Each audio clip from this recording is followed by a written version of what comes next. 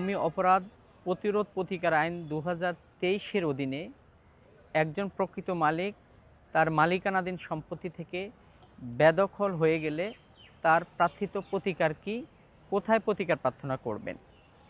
ভূমি অপরাধ প্রতিরোধ ও প্রতিকার আইন 2023-এর 8 ধারার বিধান অনুযায়ী বেদখলকৃত ব্যক্তি তার সম্পত্তি পুনরুদ্ধারের জন্য বিজ্ঞ নির্বাহী ম্যাজিস্ট্রেট আদালতে নালিশ দায়ের করবেন।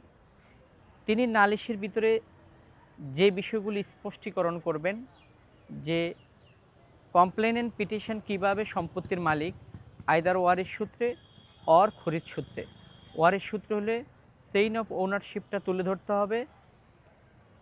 তিনি যে খতিয়ানের মালিক সেই খতিয়ানের সিএস, এসএ, আরএস, সর্বশেষ বিএস জরিপ, এমনকি মিউটেশন সম্পর্কিত বিষয়ে আপডেটেড ইনফরমেশন তুলে ধরতে হবে। সম্ভব হলে হালনাগাদ খাজনার দাখিলা সেই সাথে সংযুক্ত করে দিতে হবে। নিজের নামীয় দলিল, বায়া দলিল এগুলো ফিরিস্তি যুগে সংযুক্ত করে দিলে পরে তার মালিকানার চেইন অফ ওনারশিপটা স্পষ্টীকরণ হবে। এই আইনের প্রতিকার প্রার্থনার সুযোগ হলো সিভিল কোর্টের মতো দীর্ঘসূত্রিতার কারণ হবে না। এখানে ফার্স্ট রেমেডি পাওয়ার একটা উপলক্ষ তৈরি হয়।